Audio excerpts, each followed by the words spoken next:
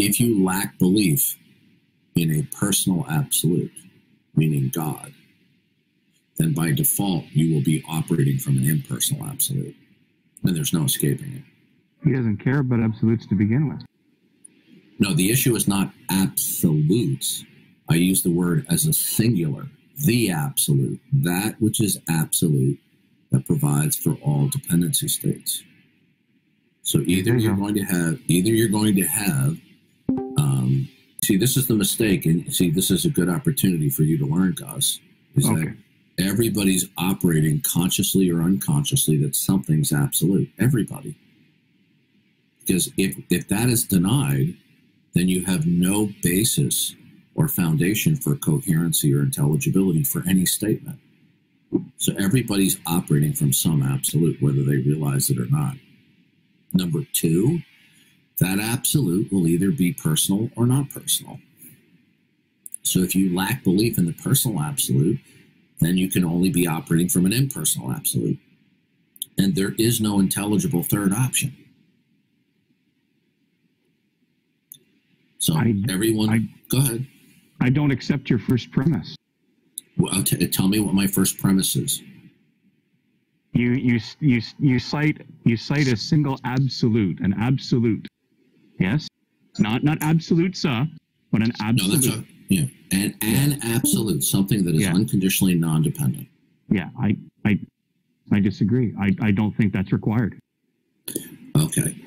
Well, what you don't realize is now you put yourself in a position of complete unintelligibility, because you will have no basis to make any predications. Your predications won't depend upon anything. That sounds serious.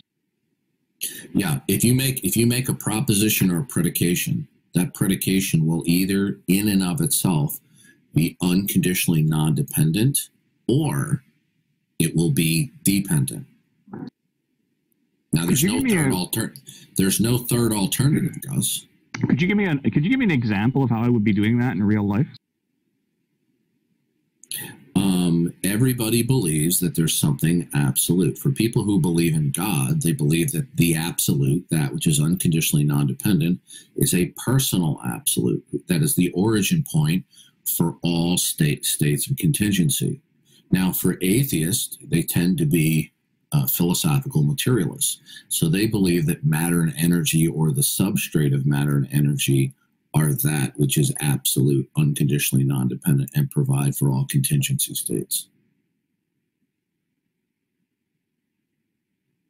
Now, if you say that you don't require or don't have a belief that there is anything unconditionally non-dependent and absolute, then whatever comes out of your mouth, it doesn't mean anything, because ultimately it doesn't come from anywhere. It doesn't depend upon anything. So you destroy your ability to be metaphysically intelligible, even to say the apple is on the counter, when you say there's no need for an absolute. It's game over. And yet, if I pick an apple up and put it on the table and say there's an apple on the table, I'm not suddenly impossible to understand, am I? You're not understanding it. You have just confused semantic apprehension with metaphysical intelligibility. Metaphysical intelligibility, that the apple and the counter mean something in terms of its origin, its derivation. Facts are not facts in and of themselves unless the fact in question is unconditionally non-dependent.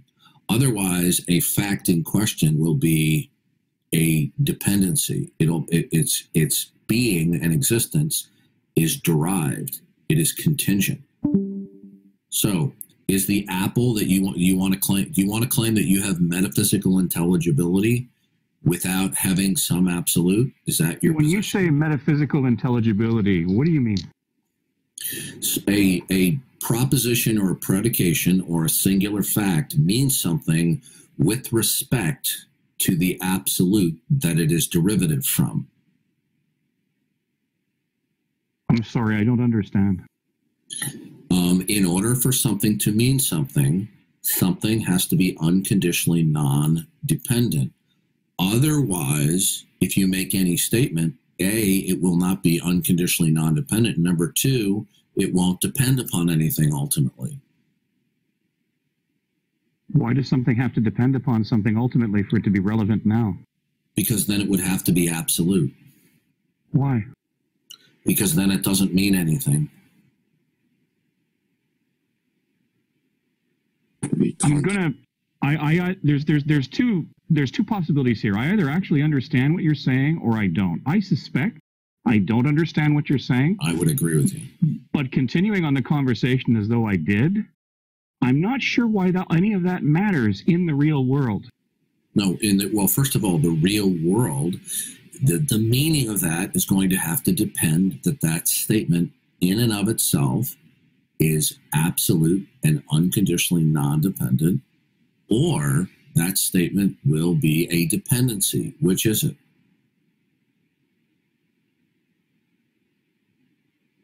There's not a third alternative. Yeah, whatever you invoke, even if you say the real world, if you say the apple on the counter, or if you say the real world, is that statement unconditionally non-dependent? I'm not familiar with the terminology that you're using. Okay, either when something exists, it will be either unconditionally non-dependent or it will be dependent or derivative. Can you give me an example of something that's unconditionally non-dependent? God. Can you give me an example of something that is a derivative? An apple on a counter. Yeah.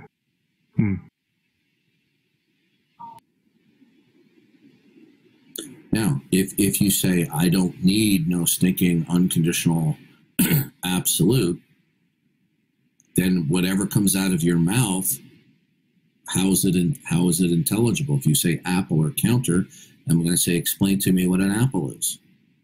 Then you're going to start talking. Then you're going to start telling me about the sum of its properties. And I'm going to ask you that each and every one of the properties, are they derivative or absolute? And you're going to tell me that each and every one of them are derivative. And say, good. What are they derivative of?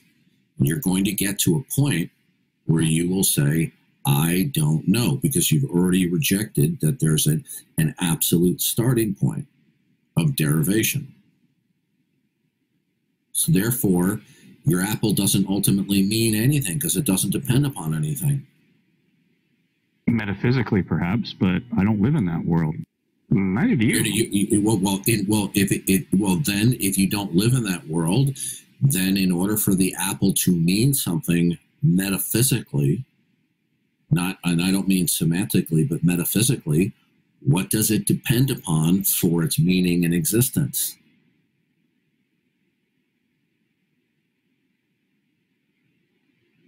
I'll be honest with you and say I don't know. Then apple on the counter doesn't mean anything. Then nothing means anything in your worldview. But I don't live my life that way. You're not understanding it. Of course, you live your life inconsistently to your held convictions. Welcome to the world of incoherence of atheism. You live your world unconsciously as though something is absolute, but you don't spend any time consciously thinking about that. You believe that you're gonna eat some food today. Well, why are you going to eat some food today? It's because you think that the world around you exists and that it operates in terms of some uniformity and what we might call continuity. Well, what provides for that? Nothing. Oh, so then your believing that you should eat is simply irrational. There's no rational basis why you're going to eat. Oh no, there's a perfectly rational basis why I'll eat. If I don't eat, eventually I'll die. Well, good. Then what you are now interjecting is uniformity and continuity. Not really. This will happen because of XYZ, because XYZ has continuity and uniformity over time. Well, I will die. Why will you die if you won't eat? Is it because of some uniformity or continuity? It's because in my 47 years on this world, I have come to learn that which is biological and requires food, if it doesn't get it, it will eventually die. Yeah, you're now appealing to uniformity and continuity. Okay. What provides for uniformity and continuity, Gus? Right. I don't care. Yeah, Gus. You see that's the problem. In other words, saying I should eat food because I don't know. Are you done? Stay down now unless you're still fighting. Yes, I give up.